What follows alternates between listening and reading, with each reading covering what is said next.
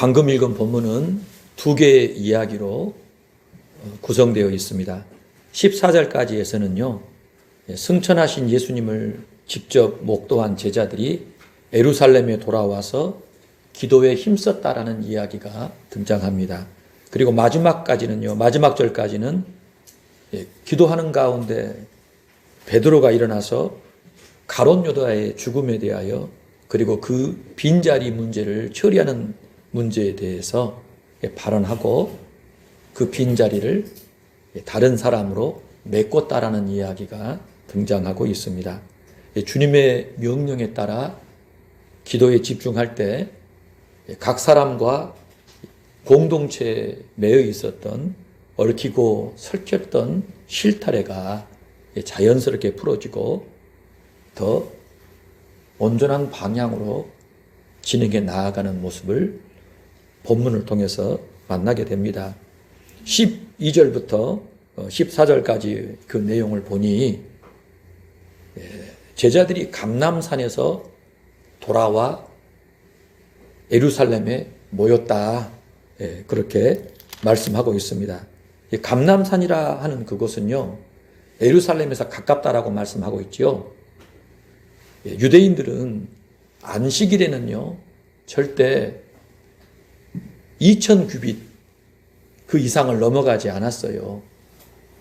2000규빗이다라고 하면은 900m 내지 1000m, 1km 정도 되는 거리를 얘기하거든요. 그 너머의 밖으로 여행하는 것, 돌아다니는 것을 그들이 법으로 금하여 안식일에는 그 안에서만 생활하도록 그렇게 만들어서 지냈습니다. 왜 2000규빗일까? 우리가 그런 의문이 들 수 있지 않겠어요? 여호수아서 3장을 보니까요. 자, 우리 같이 한번 읽어보십시다. 백성에게 명령하여 이르되 너희는 레위 사람 제사장들이 너희 하나님 여호와의 언약궤 매는 것을 보거든 너희가 있는 곳을 떠나 그 뒤를 따르라. 그러나 너희와 그 사이 거리가 2000규빗쯤 되게 하고 그것에 가까이 하지는 말라. 그리하면 너희가 행할 길을 알리니 너희가 이전에 이 길을 지나보지 못하였음이니라 하니라. 여호수아와 이스라엘 백성이 요단강을 건널 때 하나님의 언약궤와 백성 간의 거리를 2000규빗 정도, 1000m, 1km가량 떨어지게 한 겁니다. 그렇죠? 그 상태로 하나님의 법궤가 나아갈 때 백성들이 그 뒤를 따라와 요단강을 건넌 겁니다. 그래서 바로 그것에 착안해가지고 유대인들이 안식일에도 2000규빗 그 이상을 넘어가면 안 된다. 하나님과의 거리, 하나님 성소와의 그 거리를 2000규빗 정도로 늘 유지하는 것이 성경적이지 않을까. 그렇게 해서 안식일에도 그 이상의 너머로 다니지 아니하도록 그렇게 정하고 행했던 거예요. 예수님께서도 그 전통을 존중하셔서 예루살렘에 가시면 제자들과 함께 안식일을 보내실 때는요, 그 한기 안에서 보내셨는데 감람산이 적격이었던 거예요. 그래서 감람산에서 제자들과 함께 교제하시고 지내시다가 돌아오시는 그러한 습관을 보이셨던 것입니다. 우리가 조금 잘못 알게 되면 예수님은 굉장히 자유분방한 분으로 오해할 수가 있어요. 제자들이 이삭을 잘라 먹었다, 안식일에. 그걸 두고 잘못한 거 없다라고 하시니까 예수님이 매사에 율법 어기고 전통 어기는 분으로 생각하는데 절대 그렇지 않아요. 율법과 또 율법에 따른 전통을 우리 주님은 존중하셨고 잘 지키셨어요. 그러나 그 율법 해석을 잘못했거나 전통을 만들어 놨는데 그 전통이 하나님의 뜻이 아닌 부분들이 있을 거 아니겠어요? 그렇지요. 그런 부분에서는 주님은 반드시 짚으셨다라는 겁니다. 배가 고파 있는 제자들이 안식일에 배가 고파서 그거 먹는 것이 죄냐 이거예요. 주님은 아니라는 겁니다. 자유하시나 우리 주님은 율법과 전통을 존중하셔서 행하셨다는 사실을 꼭 기억해야 돼요. 저와 여러분의 신앙도 어떻게 자라가야 합니까? 예수님을 잘 알아서 무작정 성경을 많이 아는 게 중요한 게 아니라 성경이 증거하고 있는 그 예수님을 잘 알아서 그분이 뭐라고 말씀하셨는지, 어떻게 해석하셨는지, 어떻게 행하셨는지를 잘 보고 이해해서 예수님을 따르는 신앙이 되어야 합니다. 아멘. 그렇지 않으면요, 성경대로 한다라고 해서 정말 무서운 바리새인과 같이 할 수가 있다라는 것이에요. 예수님은 바리새인을 철저하게 배격하셨잖아요. 그 신앙 되면 안 된다라고 하셨거든요. 그렇기 때문에 오늘 저와 여러분이 예수 그리스도 안에서 정말 자유한 신앙인지, 그렇죠? 은혜롭고 공의로우며 자비롭고 진리가 충만한 그 모습의 신앙인지를 잘 분별해서 바른 신앙으로 지어져 가야 될 줄로 믿습니다. 자, 예루살렘에 돌아온 제자들은요, 여자들이 또 있었어요. 많은 수의 여자들이 있던 것 같아요. 그리고 또 누구가 있었어요? 예수님의 어머니 마리아가 있었어요. 또요, 예수님의 아우들이 있었다 이 말이에요. 머물던 다락방에 모여서 함께 이제 주의 명령에 따라 기도를 하는데요. 그 모인 무리의 수가 15절에 따르면 몇 명이라고 얘기해요? 약 120명 정도. 그러니까 제법 많지요. 사도들이 11명이잖아요. 동생들이야 해봤자 몇 명 안 될 거 아니겠어요? 그러니까 그 모임의 대부분은 다 누구였다라는 거예요? 여자들이었다라는 거예요. 예수의 어머니 마리아를 비롯해가지고 그 사람들이 많은 수가 여자들이었을 것이다라고 우리가 예상해 볼 수가 있는 거예요. 근데 이 사람은 어떻습니까? 이 사람들은요, 인간적으로는 내세울 것이 없는 그야말로 초라한 면면의 사람들입니다. 특별히 예수님이 십자가를 지시고 죽으셨을 그 상황, 예루살렘에서 예수님이 공개적으로 십자가 처형을 당하실 그때 예수님을 따르는 이 제자들의 무리는요, 당국은 물론이고 백성들 사이에서요, 미움을 당하고 있었어요. 감시받고 추적을 당하고 있는 그런 상태였습니다. 그런 상황에도 불구하고 그 사람들이 예루살렘에 모여 은밀하게 기도하고 있었던 거예요. 온통 기도에 빠져서 기도하고 있었습니다. 그런데 여러분, 기도하면서 사실 인간적으로는 두려워요? 두렵지 않아요? 두렵지요. 왜요? 대제사장부터 시작해가지고 많은 사람들이 지금 눈에 불을 켜고 예수님의 지금 부활에 대한 그 소식을 잠재우려고 그러고 추종자들을 잡아들이고 있는 그런 상황이잖아요. 그래서 오직 믿음으로 주의 말씀을 좇아 그들이 예루살렘에 남아 기도하고 있었던 것입니다. 그런데 그 사람들의 지금 마음은 어떤 상황이에요? 기쁨이 가득해요. 무엇으로도 대체할 수 없는 기쁨과 감격이 충만한 상황입니다. 왜요? 예수님이 부활하셨기 때문에. 분명히 죽으셨는데 다시 살아나신 것을 40일간 몇 차례에 걸쳐서 분명하게 그들이 확인했기 때문에, 승천하신 것도 봤기 때문에 그들은 이제 예수님이 늘 함께 하시는 하나님이시라는 사실을 확실하게 믿었다라는 것입니다. 그래서 기쁨이 충만했다라는 거예요. 자, 여러분, 만약에요, 여러분의 아들이, 여러분의 형님이 십자가에 못 박혀 죽었다라는 것을 여러분이 직접 보고 경험을 했어요. 그럼 여러분 마음은 어떨 것 같습니까? 내 자식이, 내 형제가 처참하게 십자가에 못을 박혀 죽었다라는 것을 내가 확인했다 이 말이에요. 그럼 여러분 마음은 어떨 것 같아요? 그걸 내가 직접 봤어요, 죽은 것을. 그럼 여러분은 그 마음이 어떠실 것 같아요? 여러분, 밥이 입에 들어갑니까? 잠을 자요? 사람을 만나요? 일상을 여러분 진행할 수가 있어요, 없어요? 저 같으면 없겠더라고요. 예? 내 사랑하는 아들이, 내 사랑하는 형이 그렇게 처참하게 죽는 것을 내 눈으로 그걸 봤다라고 하면은요, 여러분, 사는 것 자체가 무의미해질 거라는 생각을 해보게 됩니다. 저도 그렇고 여러분도 그렇고 누구나 다 그래요. 삶 자체가요, 완전히 이 잿빛으로 변해버릴 겁니다. 황폐 그 자체예요. 상막 그 자체의 상황이 돼버릴 겁니다. 여러분, 그 상태로 여러분들이 바로 내 아들, 내 형님을 배신했던 사람들과 함께 모여서 교제합니까? 어때요? 그 죽음에 내몬 사람들과 함께 모여서 교제하겠어요? 못하겠어요? 못합니다. 내 아들이, 내 형님이 죽은 그 자리를 계속 지키면서 살겠습니까?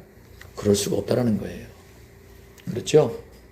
무슨 말씀을 드리는 거 하니, 예수님의 지금 어머니 마리아와 예수님의 동생들이 지금 예루살렘 이 다락방에 모여서 기도하고 있다는 것.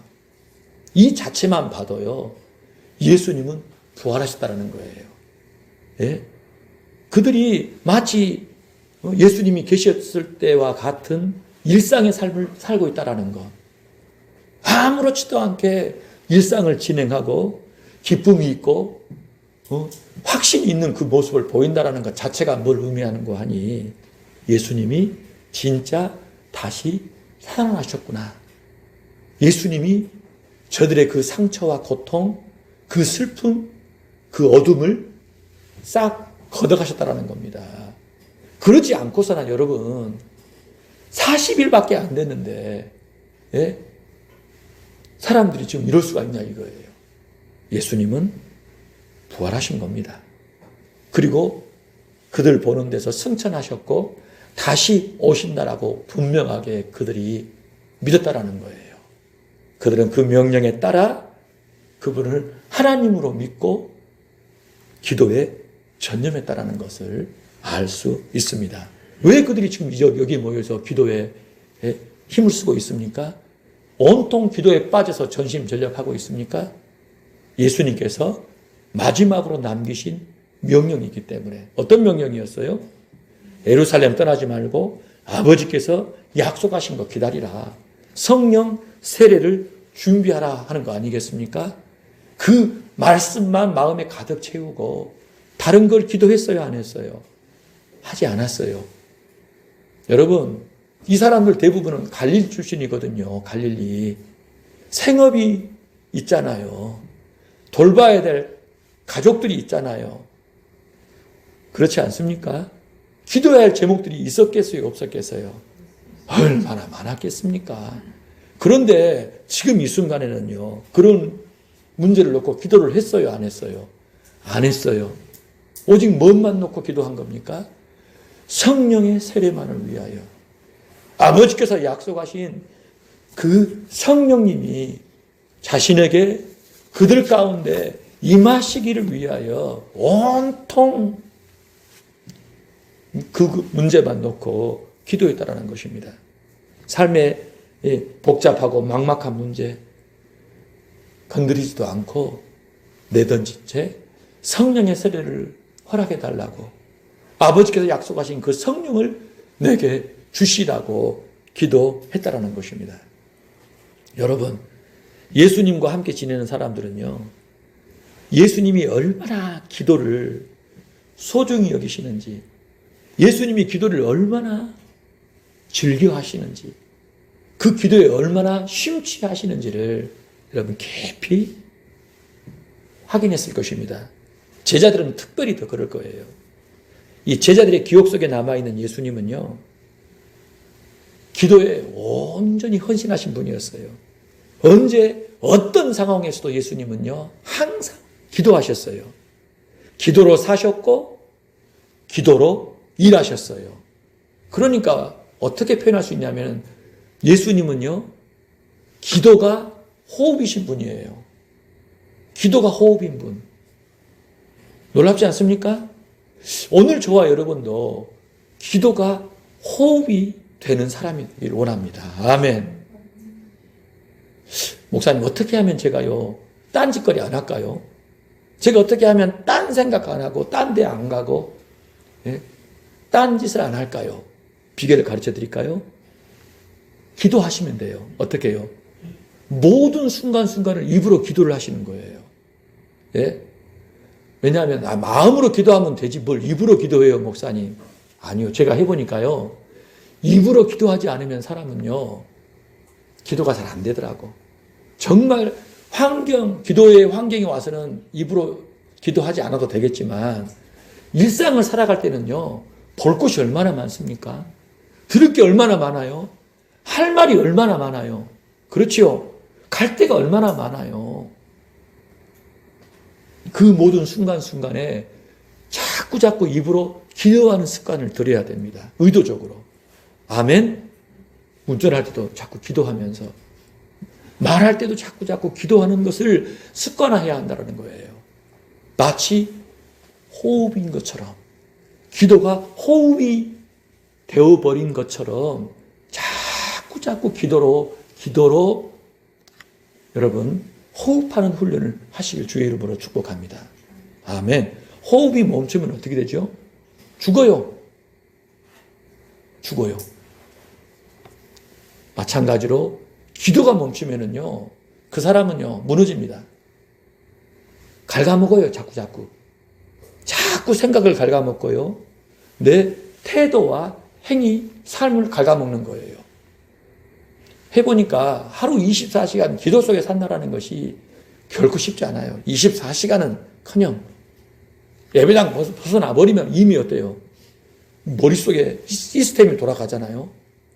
저절로 막 돌아가요, 알아서. 뭘 할까? 예? 입에서 튀어나오는 것 보세요. 그렇기 때문에 항상 기도 속에서 살리라 작정하셔야 돼요. 기도로 호흡하시기를 주의 이름으로 축복합니다. 예수님은 기도의 사람, 기도 그 자체이신 분이셨어요. 그런데 놀라운 건 뭐냐면 제자들도 예수님처럼 기도하는 사람으로 변해갔다는 사실입니다.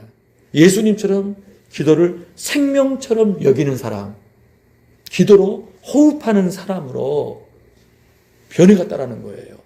그래서 예수님을 믿는 사람, 예수님과 교제하는 사람은요, 예수님처럼 기도로 호흡하는 사람, 기도의 사람, 기도가 전부인 사람으로 바뀌어간다는 사실이에요. 오늘 저와 여러분이 정말 기도에 묻혀 있는지, 기도 속에 살아가고 있는지 그렇지 않은지를 점검해 보시기를 주의 이름으로 축복해요.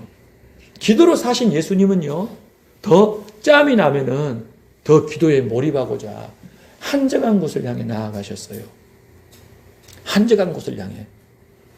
교회든 다락방이든 산책로든 그 시간을 기도 속에 살아간 겁니다. 제가 지금 맨발 걷기 하는 장소가 있잖아요. 사도행전을 한번 쭉 들어봤거든요. 기도하면서. 여러분 1시간이면 듣더라고요. 사도행전이. 네. 아, 이걸 언제 읽을까? 핸드폰에 여러분 딱 하고 이어폰 꽂고 걸으면은요. 1시간이면 들을 수 있어요. 1시간 반? 넉넉 잡고 2시간이면 속도 늦추면은요. 그런데 우리는요.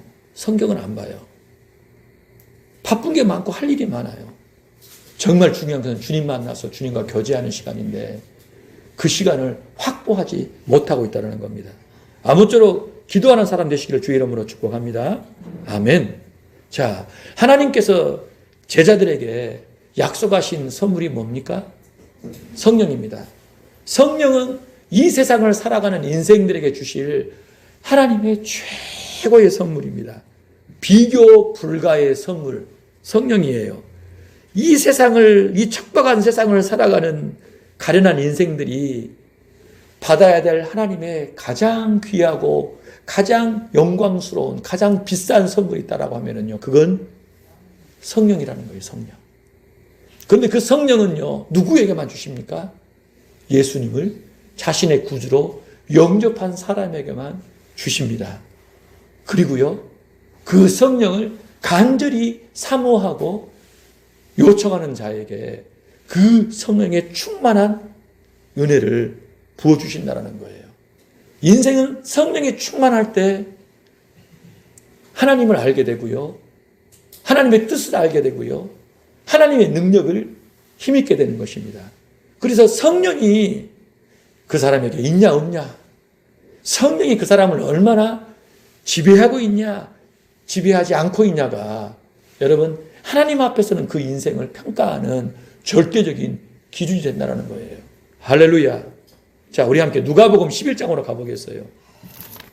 성경 찾아보시기 바랍니다. 누가복음 11장 찾아보세요.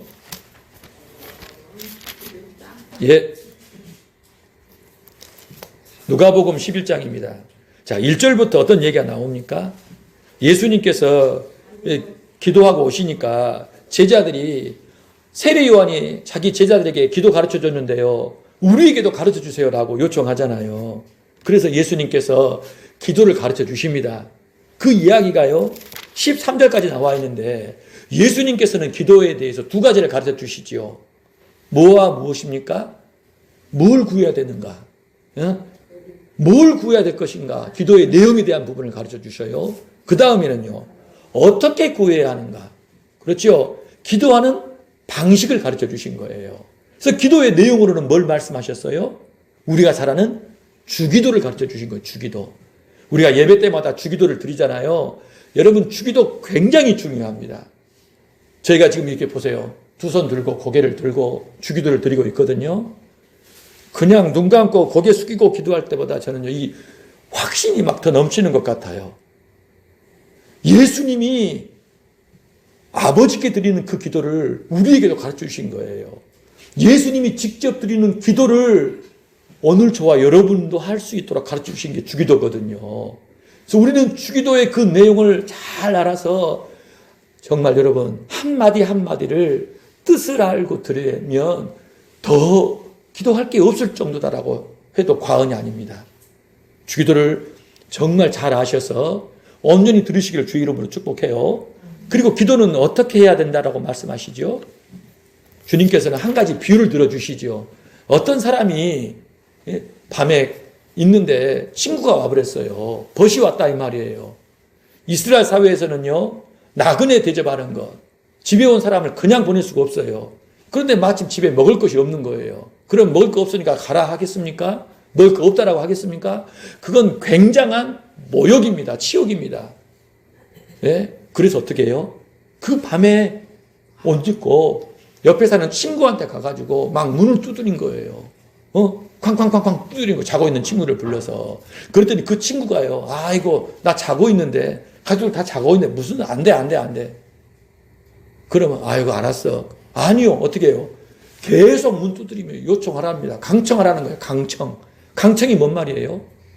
원하지 않은데, 예? 억지로라도 자기가 원하는 말을 해달라고 요청하는 것을 강청한다라는 거예요. 그렇게 강청해가지고 결국은 떡을 구한 겁니다. 그리고 손님을 대접했다라는 얘기를 주님이 하셔요. 무슨 얘기입니까, 여러분? 주기도를 강청하여 드리라는 거예요. 하나님 앞에 이거 응답해 달라고. 하나님이 원하시는 그 내용을 하나님 앞에 기도할 때 강청하여, 싫어하셔도 원하지 않으셔도 나중에 받아가라 하더라도 억지로 지금 당장 내놔라고 막 매달려가지고 하나님 앞에 요청하라는 그 말씀을 하시는 거예요. 그게 기도다. 우리는 내용은 없고 강청하는 것만 알고 있어요. 그렇죠? 아니면은요, 내용은 있는데요, 마음에 강청이 없어. 주먹은 좋고 안 줘도 그만. 그런 식이 아니라는 겁니다. 자, 그러면서 우리 주님께서 11절부터 13절에 뭘 말씀하셔요? 너희 중에 아버지 된 자가 아들이 생선 달라 하는데 생선 대신에 뱀 주냐? 아들이 알을 달라는데, 계란 달라는데 정갈 주냐? 아니지 않냐? 악하더라도 좋은 것을 자식에게 줄 알거든. 하물며 너희 하늘 아버지께서 구하는 자에게 뭘 주시지 않겠느냐? 성령을 주시지 않겠느냐? 성령 얘기를 하신 거예요. 이 말인즉슨 하늘에 계신 하나님 아버지께서, 예수님이 그렇게 경외하시고 사랑하시는, 순종하시는 그 소중한 하나님 아버지께서 인생에게 부어주시는 가장 큰 선물이 뭐다? 가장 큰 복이 뭐다? 따라서 한번 해보세요. 성령이라는 겁니다. 그런데 그 성령을 기도의 내용인 주기도문과 기도의 방식인 강청을 결론 짓는 마당에 말씀하신 거예요.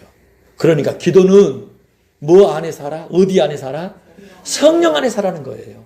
성령 안에서 성령의 충만함을 받아서 기도해야 어떻게 한다?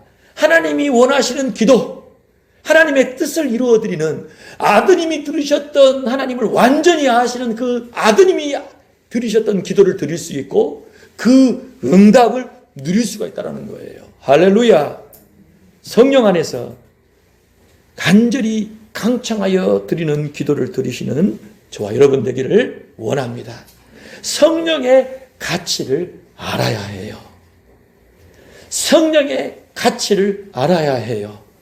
성령을 모르면, 성령을 사모함이 없으면, 성령의 중요함을 모르면 여러분 신앙생활 사실은요 잘못하고 있는 겁니다. 자기 힘으로 하고 있는 것이고 주님의 뜻에 합당하지 않게 하고 있는 거예요. 그만큼 하나님은 성령이 중요하셔서 예수님 그 다음엔 성령인데 성령의 기도를 안 해. 성령 주세요라는 기도를 안 해요. 성령 충만하게 해주세요. 기도를 안 해요. 그게 무슨 신앙생활이야 이거예요. 여러분 제가 여러분 마음에 품고 늘 기도하고 있거든요. 근데 제가 여러분들 생각날 때마다 하는 기도가 뭔지 아세요? 첫 마디가 우리 누구 집사님 성령 충만하게 해주세요. 성령이 다스려 주세요. 성령이 지배해 주세요. 성령이 통치해 주세요라는 기도를 그렇게 한답니다. 왜요? 성령이 결론이니까. 뭐가 잘 되게 해주세요. 뭐가 잘 되게 해주세요. 뭐 안 아프게 해주세요. 여러분. 그렇게 한 사람이 죄 짓고 또 시험에 들고 빠지고 넘어지고 그럴 수 있잖아요. 가장 안심할 수 있는 기도는 뭘까요? 성령의 통치 아래 살아가는 것. 여러분 그 기도인 줄 믿어요. 자, 우리 함께 15절을 보겠습니다. 오늘 본문 돌아와서 15절을 보니까요. 어떤 내용이 등장합니까? 모인 무리수가 120명인데 그때 누가 일어나서 베드로가 일어나가지고 뭔 얘기를 하잖아요. 그렇죠? 여러분 베드로가 지금 무슨 자격으로 뭔 얘기를 하고 있을까요? 사실 여러분 인간적으로 따지면 자격이 있어요 없어요? 없어요. 왜요? 배신자 아닙니까? 배신자. 요즘 같으면요, 요즘 국회 같으면 국정감사 자리 같으면요 마이크 꺼집니다. 멱살 잡히고 끌려가야 될 상황입니다. 어떻게 감히 뭔 자격으로 지가 나서서 이러냐 이거예요. 그만큼 베드로는 인간적인 자격이 없는데 주님이 자격을 주셨는데요. 여러분 요한복음 21장으로 가보세요. 자, 2장만 넘기시면 돼요. 어떤 이야기가 등장합니까? 예수님께서 부활하신 것을 제자들이 이미 확인했어요. 두 눈으로 똑똑히 봤습니다. 예수님이 지금 제자들에게 요구하시는 건 뭐예요? 예루살렘에 남아가지고 기도하는 거잖아요. 누가 이것을 이끌어야 됩니까? 예수님이 없을 때는 베드로가 해야 되잖아요. 암암리에 이미 베드로는요 제자들의 책임자입니다. 제자들을 책임져야 될 사람으로 주님께서 베드로를 늘 세우신 거예요. 그런데 베드로가 어디를 가버려요? 갈릴리로 고기 잡으러 가봅니다. 그렇지요. 혼자 갔습니까? 7명을 끌고 가요. 몇 명 남았어요? 11명이 남았는데 몇 명을요? 7명을 끌고 갈릴리로 가버려요. 예루살렘에 있어서 기도하라고 했더니 뭐 한 겁니까? 도망친 거예요. 왜요? 상황 보니까요 답이 안 나와요. 예수님 부활하셨어요? 한두 번 보여주십니다. 근데 늘 함께 계신 건 아니에요. 중요할 때만 나타나셔서 부활하신 것을 보여주셨지만 그 남은 시간에는요 먹고 살아야 되잖아요. 지금 이 공동체 어떻게 해야만 되잖아요. 그런데 예수님은 답이 없어요. 기도가 절실하지가 않아요. 눈치 빠른 베드로가요 난 물고기 잡으러 가노라 그런 겁니다. 나는 갈 테니 너희는 알아서 해. 다 서로요 눈치 보고 있는 판에 베드로가 그 말을 던지니까 알아서 7명이 따라붙은 겁니다. 바로 그곳이 갈릴리 바닷가였어요. 고기를 못 잡았어요. 그때 예수님께서요 해변가에 계시면서 깊은 데로 던지라고 말씀하십니다. 그 불순종 그 거역의 자리에 주님이 찾아오시더니요 153마리의 기적을 보여주신 거예요. 그리고 베드로에게 뭘 요구하십니까 여러분? 3차례에 걸쳐서 내 양을 먹이고 내 양을 치라고 말씀하신 거예요. 이 말인즉슨 내 제자들의 책임자가 누구다? 베드로 너다. 네가 지금 내 명령 따라서 예루살렘에 딱 붙어가지고 거기서 공동체를 잘 세워야 되잖아. 기도해야 되잖아. 여기 있으면 되겠냐? 너 나 사랑한다면 지금 어디 가라? 예루살렘 빨리 가라. 거기서 기도해라. 두려워하지 말고 걱정하지 말고 기도하라는 거예요. 지금 현실은 전혀 답이 없고 미래도 안 답할지라도 뭐 하라는 겁니까? 명령 따라 기도하라. 그렇게 말씀하신 거예요. 그래서 베드로가 지금 이렇게 자격이 없음에도 불구하고 어때요? 주님이 세우시니 그가 일어나서 발언할 수 있었던 겁니다. 여러분 그 발언의 내용이 뭐였습니까? 예? 뭘 건드렸어요? 지금 함께 있는 사람들의 가장 큰 사실은요 슬픔이고 상처인 공동체에 있어서 가장 중요한 문제입니다. 그 문제는 바로 가룟 유다의 문제예요.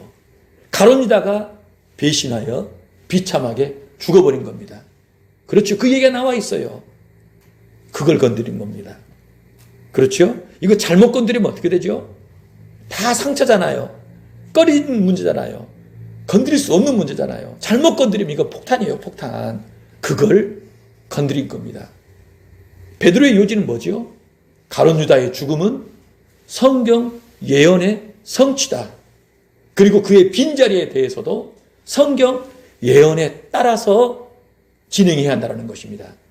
그러니까 공동체가 모여서 주의 뜻을 붙들고 성령이 임하시길 위해 간절하게 기도할 때 성령께서요, 주님께서 베드로에게 감동을 주신 거예요. 너 일어나서 말해라. 가장 공동체의 큰 고통이고 짐이 되어버린 무겁고 슬픈 문제인 가룟 유다의 문제를 정리하라고 주신 거예요. 근데 그 문제를 어떻게 정리합니까? 하나님의 말씀에 따라.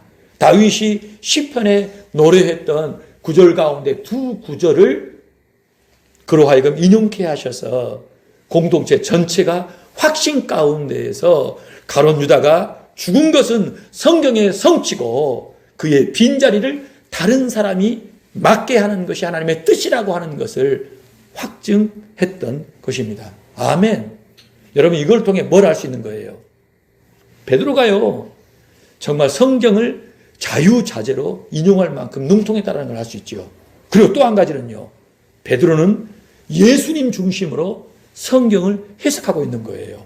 그리고 모여있는 이 120명의 사람들도요 베드로와 똑같은 그 생각 가운데 그 말씀을 받고 있다는 거예요. 왜 그럴까요? 예수님에게서 성경을 배웠기 때문에, 예수님 중심으로 성경 해석하는 법을 베드로도 그들도 다 배웠기 때문에 그들 모두가 한 뜻으로 그 말씀을 배워 행했던 것입니다. 자, 요한복음 볼까요, 여러분? 5장 39절 같이 한번 읽어봅시다. 시작. 너희가 성경에서 영생을 얻는 줄 생각하고 성경을 연구하거니와 이 성경이 곧 내게 대하여 증언하는 것이라. 성경의 주제가 무엇이다고요? 예수님이라는 거예요. 예수님을 얘기한다. 누가복음 볼까요? 자, 예수님이 부활하신 후 엠마오로 가는 제자들을 꾸짖었어요. 뭐라고 하십니까? 미련하고 선지자들이 말한 모든 것을 마음에 더디 믿는 자들, 그리스도가 이런 고난을 받고 자기 영광에 들어가야 할 것이 아니냐? 모세와 모든 선지자의 글로 시작하여 모든 성경에 쓴 바 자기에 관한 것을 자세히 설명하시니라. 성경 읽으면 사람이 경건하고 좋아질 수 있어요. 이런 유익도 있고 저런 유익도 있어요. 근데 여러분 그게 다가 아니라는 겁니다. 성경에서 누굴 만나야 돼요? 예수님을 만나야 합니다. 궁극적으로 성경이 여러분 집중하여 지시하고 있는 그 존재가 누구냐 할 때 예수님이라는 거예요. 성경 속에서 예수님을 깊이 만나야 한다는 것을 예수님에게서 그들이 배웠기 때문에 베드로가 가룟 유다의 죽음은 예수님에 관한 성경의 성취였다. 다윗이 예언했던 것이 수천 년이 지난 바로 이 지점에서 성취되었다. 그렇게 발언한 것입니다. 그것을 제자들이 다 듣고요. 어떻게 반응했어요? 23절부터 보니까 뭐라고 나옵니까? 만장일치로 동의하잖아요. 베드로의 발언을요. 그렇지요. 그리고서 가룟 유다의 직무를 대신할 사람을 선출하잖아요. 누구를 뽑습니까? 선출된 사람이 마띠아라는 거예요. 여러분, 이 직분자, 사도직을 계승할 이 마띠아를 선출하는 과정에 여러분 다툼이 있었어요, 없었어요? 불법이 있었어요, 없었어요? 논란이 있었어요, 없었어요? 없었어요.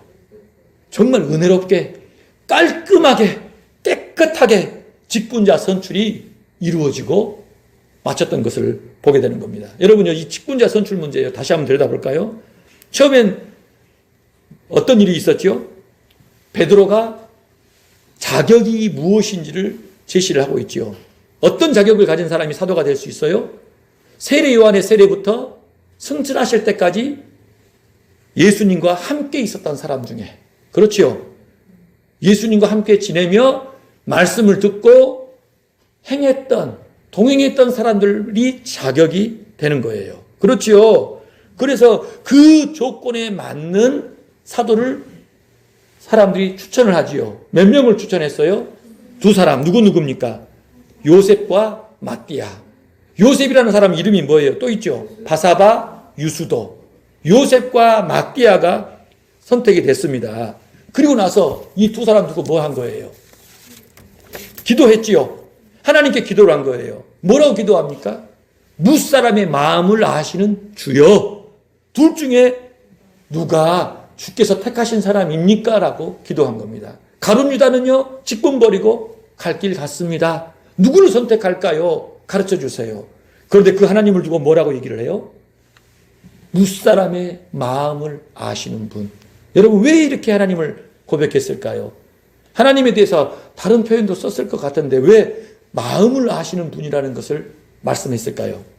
왜 고백한 거예요? 가룟 유다 겪어보니까 와, 사람이 겉보기에는 조건이 기가 막힌데 결국은 무슨 짓을 했던 거예요? 공동체 전체를 큰 위기 가운데 몰아버린 존재가 된 겁니다. 겉보기에는 사람이 멀쩡하고 나이스했어요. 좋았어요. 자격이나 조건이 좋았단 말입니다. 그런데 그 사람이 무슨 일을 해요? 팔아먹고 비참하게 죽어가지고 교회를 굉장한 소문거리로 만들어버렸다는 거예요. 그래서 마음이 정말 중요하구나. 그런데 그 마음을 누가 아냐 이거예요. 마음을 알 길이 없으니, 우리들에게는 그 지혜가 없으니, 사람을 외모밖에 볼 수 없으니 마음을 아신 하나님께서 꼭 필요한 사람을 선택해 달라고 간절하게 기도했던 것입니다. 마치 여러분, 사무엘이 기름 부으러 왔다가 큰아들 엘리야를 보고서 야, 이 사람이다. 주의 택하신 사람이 이 사람이다라고 좋아하지 않았어요? 그때 하나님께서 뭐라 그러세요? 내가 이미 그를 버렸다. 용모 키보지 마라. 내가 보는 것은 사람과 같지 않다. 사람 외모 보는데 나는 뭘 본다? 중심을 본다라고 하는 거예요. 중심을 본다라는 것입니다. 그래서 다윗이 선택이 됐는데, 다윗은 사실은요, 선택받을 자격이 전혀 안 되는 사람이었다는 것입니다. 자, 그렇게 두 사람을 뽑아서 기도한 후에 행한 일이 뭐예요? 제비뽑기를 한 거예요. 그 당시는 여러분, 작은 돌, 나무 조각, 때로는 토기 조각에다가요, 이름이나 어떤 표시를 한다고 합니다. 그리고 그걸 그릇에 넣어가지고 흔든대요. 그리고요, 뽑게끔 한 거예요. 그렇죠? 이 제비뽑기 방법은 사실은 여러분, 이거 운이 아니냐, 이 우연 아니냐라고 얘기하는데요. 성경에 보면 곧잘 등장했어요. 고대 유대인들은요, 우리가 제비를 뽑지만 일의 작정은 누구께 있다? 하나님께 있다. 하나님께서 결과를 정하시고 인도하신다라고 하는 그 방식으로 제비뽑기를 했던 거예요. 레위인들이 근무 순번 정할 때 제비뽑기를 한 겁니다. 아간이 여러분 큰 범죄를 짓잖아요. 죄를 범하잖아요. 그때 아간을 뽑아내는 게 뭐였어요? 제비뽑기. 요나가 도망칠 때 제비가 누구에게 뽑혀요? 요나에게 뽑힙니다. 하나님께서 사용하시는 하나님의 뜻을 드러내는 방식 중에 한 가지가 제비 뽑기였는데, 그러니까 그 공동체 전체가 그 제비 뽑기를 통해서 결정된 그 사람이 하나님이 택한 사람이다라고 받고 진행했다라는 사실이에요. 그 결과 마띠아가 선출됐는데, 그들은요, 마띠아가 12사도의 한 사람으로 가입하는 것이 정당하다라고 인정하고 존중하고 순종했던 것을 확인해요. 사실 오늘날 우리 교회 안에도 여러분 직분자 선출한다 하면 어때요? 복잡합니다. 민주적인 절차를 얘기하는데 여러분 선거 민주적으로? 아니요. 예? 그 민주적이라는 그 말에는 참 많은 이해관계 같은 게 들어있잖아요. 전화 돌립니다. 예, 전화 돌려요. 이게 복잡해요, 복잡해. 그래서 부정, 불의, 거짓이 들어갈 수 있는 소지가 굉장히 많이 있어요. 교회 안에서도 뭔 직분자 선출한다고 하면은요, 복잡합니다. 그 문제로 인해서 여러분 교회가 분열되고 다투는 상황도 많이 발생하거든요. 하나님께서요, 교회 직분자를 세우실 때에는 먼저 그들로 하여금 깊이 기도하게 하셨던 것을 보게 됩니다. 한 뜻을 품고 간절하게 기도하는 가운데 분명히 성경에 합당한 조건을 제시받고 그에 의거해서 제신의 그 조건에 충실한 사람들을 선택하고 기도한 후에 그에 따라 선택했던 거예요. 아멘. 오늘 저와 여러분도 우리가 살아가는 삶의 영역에서요, 어떤 일을 행하든지 하나님의 뜻을 따라 행하는 이런 습관들을 들여야 될 줄로 믿습니다. 자, 오늘 말씀을 정리하겠어요. 오늘 두 가지를 생각해 봤습니다. 제자들이 모여서 기도할 때 뭘 구했다? 성령을 구했다. 성령을 어떻게? 강청하여 기도하게끔 하셨다라는 거예요. 성령은 받아도 되고 안 받아도 되는 게 아니라 무조건 충만하게 받아야 할 바로 그분으로 알고서 기도하기를 하나님께서 원하신다라는 겁니다. 여러분의 입에서요, 우리의 입에서 성령을 부어주소서, 성령이여 나를 다스려 주소라는 기도가요, 쉬지 않고 터져나와야 합니다. 아멘.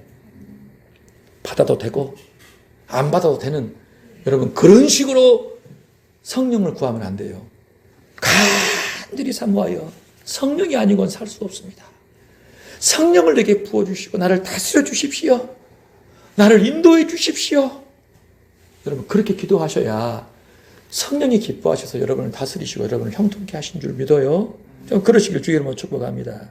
자, 그리고요, 공동체가 기도할 때 하나님의 뜻을 놓고 전적으로 기도했잖아요.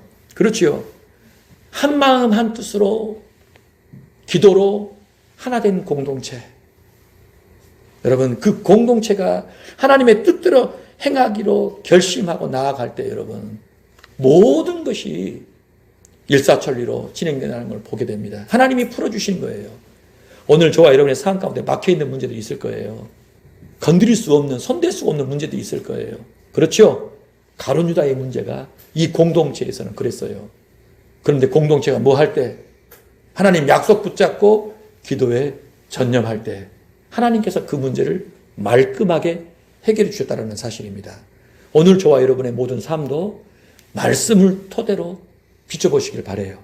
말씀에 의해서 주의 뜻을 여쭤보고 그에 비춰봐서 여러분 그 뜻을 붙잡고 그 방향으로 나아가려 하고 그 뜻을 이루려고 기도할 때 주께서 우리의 삶을 평안하게 하실 줄 믿습니다.